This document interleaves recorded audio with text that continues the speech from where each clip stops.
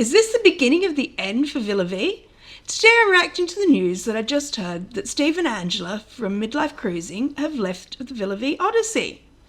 So what does this mean for Villa Vie and for residential cruising as a whole? Welcome to Travel with Zan. So I've been interested in residential cruising and Villa Vie since it was launched. I love the idea of traveling the world on a cruise ship. Cruising to me is just the easiest way to travel, and to do this in like a slow travel kind of way, well, a fast travel kind of way, but slow travel compared to normal cruising with several days in port and, not having to change ships and stuff really interested me. I have been quite worried about the financial side of Villa Vie and its long-term longevity, but I've covered that in a couple of other videos. But yeah, so it was still something that interested me. So there's been quite a few people on board the Villa Vie that have done vlogging. I covered quite a lot of them in my initial video about Villa Vie and my interest in it. And Steve and Angela from Midlife Cruising were one of the biggest bloggers, and they were there from the beginning in Belfast. So they were always very big fans and proponents of Villa Vie and the residential cruising model. So it was quite a shock to see them decide to leave. So what does this mean?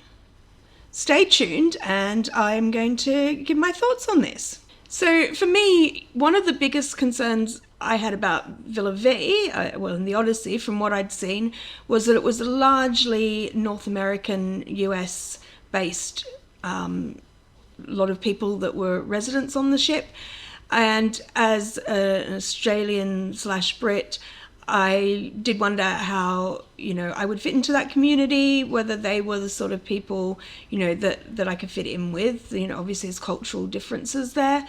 So yeah, so that was one of the things that worries me. So it sounds that although they made lots of great friends, that the community was one of the issues for Steve and Angela, and people being bitchy. And I've certainly heard over the time there being cliques on the ship, and it's got such a small population, which was sort of why some of the other options that I've covered maybe are better because they are looking at larger ships. But then I was always worried how they would fill those ships, as Villa Vie hasn't managed to fill the Odyssey.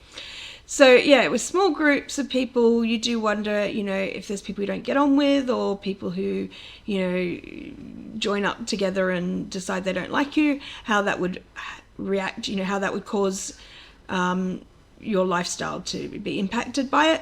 And this has really made me reconsider and think about that, because if, Steve and Angela couldn't, get on with everybody and felt, hammered by some of the people for making negative comments and stuff, then I'm not sure, if I would be able to fit into that lifestyle. So in their video, Steve and Angela said that, they had loved their time on board the Villa Vie, but the joy had been waning over the last few months, and, there was things that was sucking the joy out of that trip for them. They talked about how they weren't enjoying themselves as much as they had been, and that they wanted to feel that they were in a safe environment, where their thoughts could be heard. So, this is worrying that that's not how they felt, that they couldn't be honest. Considering their videos were always so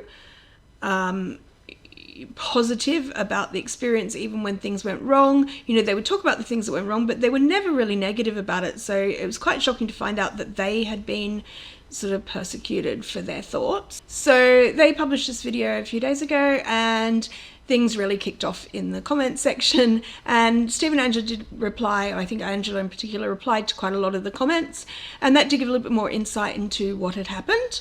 So looking through the comments, some of the key quotes that I saw from them was, "It was sad that we were never treated as an asset, but only a hindrance. We were literally told we hurt the business and never even so much as a thank you for selling even one room, let alone over 50. We were one of the few vloggers that weren't founders and thus the most credible. They thought we were a hindrance. And things took a turn for the worse and we started to share. I wish they would focus on improving their product instead of sinking their ship." So that last bit about sinking the ship, that sort of really hit home a bit, like, is that what they're thinking, that, it is a dying venture? And I have to say, I've mentioned it sort of, in my last couple of videos, that they're just coming out with deal after deal to get people on. And, that to me sort of stinks of desperation a bit. So I would be worried about buying. I would still consider renting for a short while. I mean, I still love to try it out and see if it's as good as I think it is. But yeah, I don't know. I'm really making me reconsider. And as I say, it's not something I was really looking at doing in the near future. So I guess before I get around to doing it, I guess we'll find out if it does become a problem and the end of Villa Vie. So they did mention that they had to sign an agreement to be able to sell their cabin. Some people call this a gag order. They certainly were not able to voice exactly how they felt in their video, though there was a reply from Kathy, the CEO and owner of Villa Vie, that was sent out to residents, and I'll just read a little bit of that for you.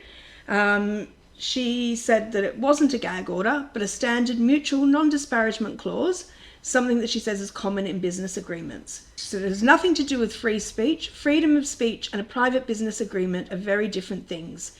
They signed the agreement willingly and sold their cabin at a profit. So depending on how you look at it, one side said they were silenced and the other says they simply agreed to be respectful. But clearly there's more tension behind the scenes than,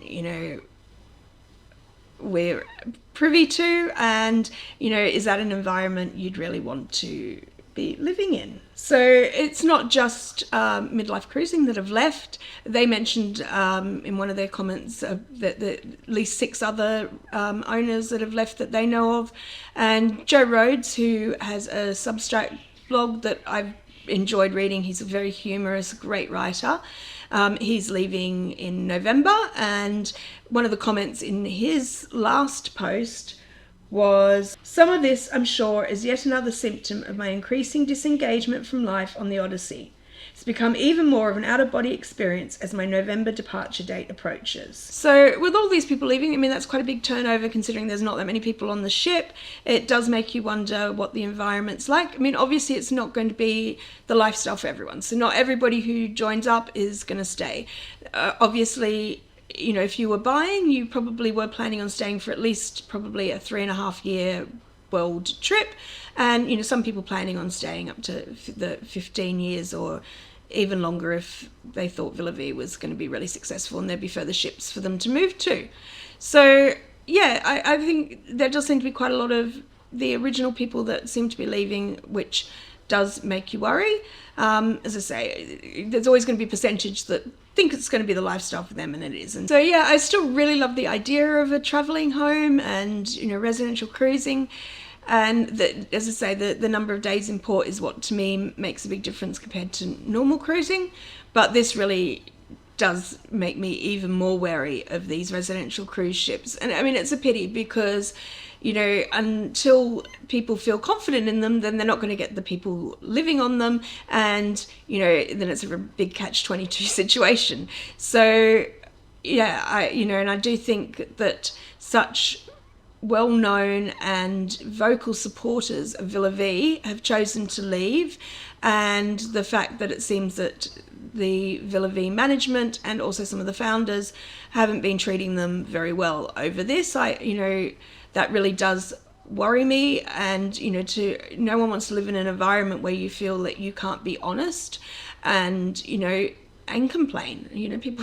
Everyone wants to complain once in a while. It doesn't mean that you hate something if you complain about it. I'm sure everybody has complained about their job or their house or, their spouse at some point in time. It's just a chance to vent, and to not be able to vent to somebody about things that have gone wrong on the ship that you're not happy with, that would lead to repressed anger and wanting to leave. So yeah, overall I think it's quite worrying. And there's certainly in the comments there were a lot of people saying that they had thought about going, that they were ready to book, or even a few people who have booked to go on that are now worried about it. But so many people saying I was going to, but now I'm not going to. So I think this really is a troubling thing for the company Villa Vie, and I don't think their way of handling it. I'm sure that, you know, they could have worked with Steve and Angela, you know, in a much more open way, letting them be more honest about what happened and, you know, why they left, and, you know, not trying to gag people, because that's the thing that I think everybody is more worried about. It's come up time and time again since the beginning, you know, is there non-disclosure agreements in place? You know, are people allowed to be honest? The bloggers that have been creating content have all been, you know, super positive, and obviously that's not, you know, true. You know, nothing is super positive. And as I say, you know, once Steve and Angela started talking about some of the more negative aspects, and they have been quite honest, I think, you know, a lot of their positivity is just their style. They're very positive people. Villa Vie, you know, wanted to silence them, I think. So yeah, I think this is really quite worrying for the company. So let me know what you think. Do you think this could be the end of Villa Vie? I know there's a lot of people that comment on my videos that are in the camp of it was never going to work, and, you know, like to make negative comments, so I'm sure they will. But there's also people who have been interested and people on board who've watched my videos. So let me know what you think, and please also do like and subscribe. It really helps my channel grow. It costs you nothing to subscribe, but it means a lot to me, so it'd be great if you could do that.